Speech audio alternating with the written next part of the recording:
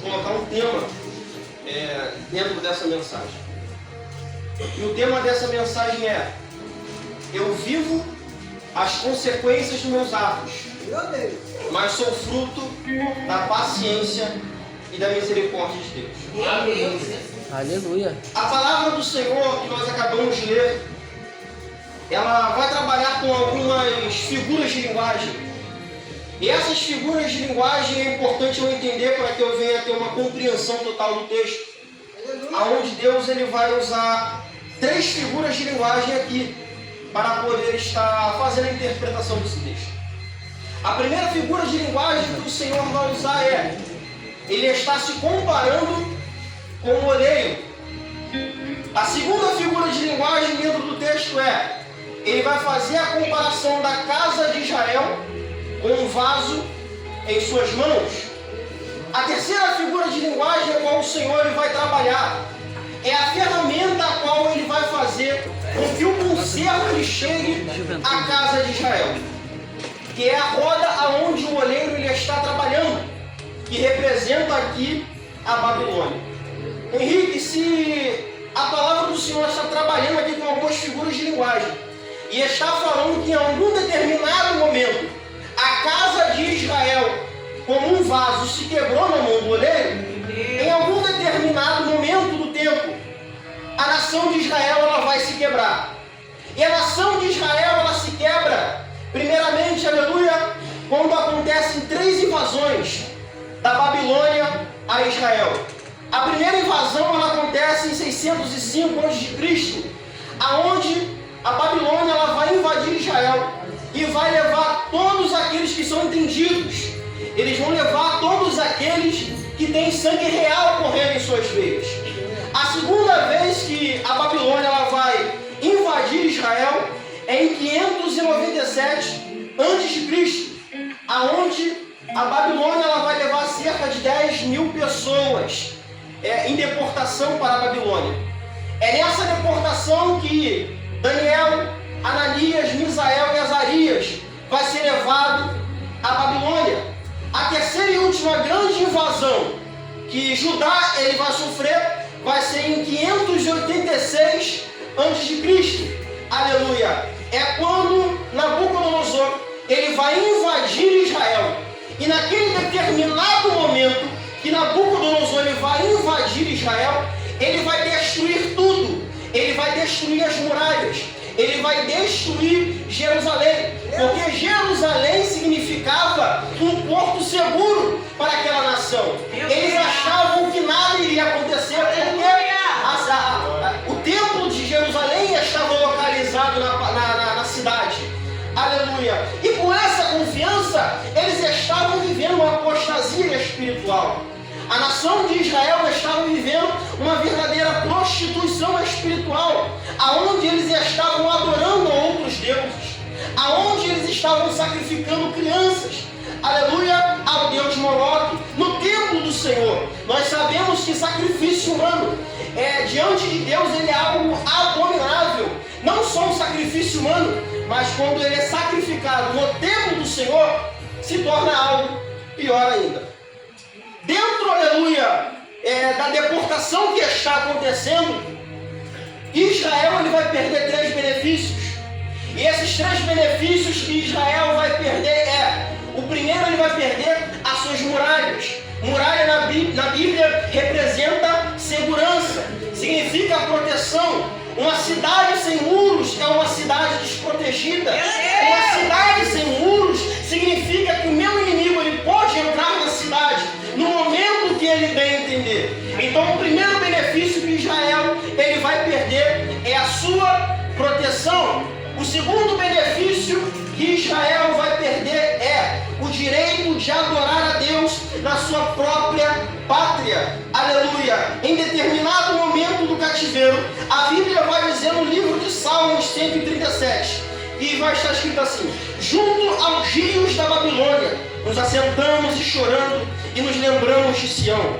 Nos salgueiros que há no meio dela, penduramos as nossas harpas, porquanto aqueles que nos levaram cativos nos pediam uma canção, e os que nos destruíram, que nos alegrássemos, dizendo: cantai-nos um cântico de Sião.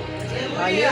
O terceiro benefício que Israel, o segundo benefício que Israel vai perder é o direito de adorar a Deus dentro da sua pátria, dentro, aleluia, da sua cidade. Mas o que me chama a atenção nesse texto é, quando eles tinham a oportunidade, eles não estavam adorando. Quando eles tinham a oportunidade, eles não estavam se expressando, aleluia, ao Senhor. E o Senhor está olhando para você nessa noite e está dizendo, não adianta você chorar pelo leite derramado, porque nesse momento você tem a opção, você tem a oportunidade de estar adorando. O Senhor está olhando para você e está dizendo, o momento de adorar é agora, o momento de você dar lugar é agora. O Senhor está olhando para você e está dizendo, abre a tua boca e começa a glorificar, aleluia.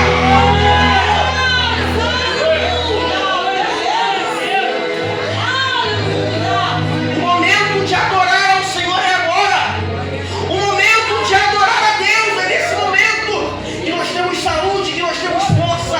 O momento de eu abrir minha boca e dar glória a Deus bem forte é agora. Porque eu entendo, aleluia, que quando eu estou glorificando aqui dentro dessa casa, é glória que eu estou dando, aleluia, é glória que sobe, e a vitória que vai descer sobre a minha vida, é glória que sobe, a libertação que desce na tua vida, é glória que sobe, aleluia, e o Senhor trabalha dentro da tua casa.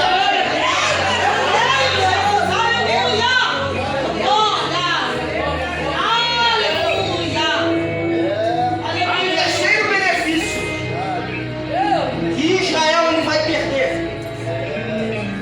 é a Arca da Aliança. Visto que a Arca da Aliança ela é uma caixa feita de madeira de acácia, revestido de ouro, e a sua tampa chamada de propiciatório. Existem dois querubins, um de frente para o outro. Dentro dessa caixa vai ter a vara de Arão que floresceu, as tábuas da lei, e também vai ter um pedaço do maná. Só que quando eu paro para olhar a representatividade da Arca da Aliança, eu consigo entender algumas coisas. Porque tudo aquilo que Deus ele vai fazer, existe uma representatividade. A representação não só da presença máxima de Deus, que é a arca, ela também representa a natureza humana, que é a madeira de acácia. É uma madeira difícil de se trabalhar, é uma madeira difícil de você moldar, tomar forma. Mas o Senhor está dizendo que a dificuldade que tem de se trabalhar com essa madeira fica mais tranquila de se trabalhar com ela quando a presença do Senhor, que representa o ouro, é coberto aquela caixa. Aleluia. O Senhor está dizendo para você nessa noite, é difícil mexer com você, é difícil trabalhar contigo. Eu sei que você é um vaso meio complicado, mas a minha glória ela desce sobre a tua vida e você começa a tomar forma, aleluia, num determinado momento da minha caminhada, pastor. Quando eu estou caminhando, tem muita gente que fala, eu nasci desse jeito e desse jeito eu vou morrer. Mas o Senhor está olhando para você e está dizendo, no meio da curva eu vou te pegar, no meio da curva, aleluia, eu vou trabalhar na tua vida. E essa dificuldade que você quer para ser moldado por Deus, Aleluia. acontece em um determinado momento que você menos espera. É quando você menos espera, aleluia, o Senhor pega a glória dele, derrama sobre a tua vida e te transforma num vaso novo, te transforma numa criatura nova. Ele está olhando para você e está dizendo, você não vai morrer do jeito que você nasceu, não. Você vai morrer do jeito que ele quer que você morra, aleluia.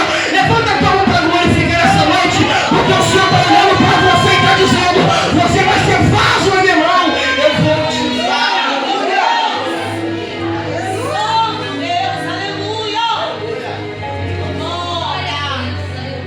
O terceiro benefício que Israel ele vai perder, que é a Arca da Aliança.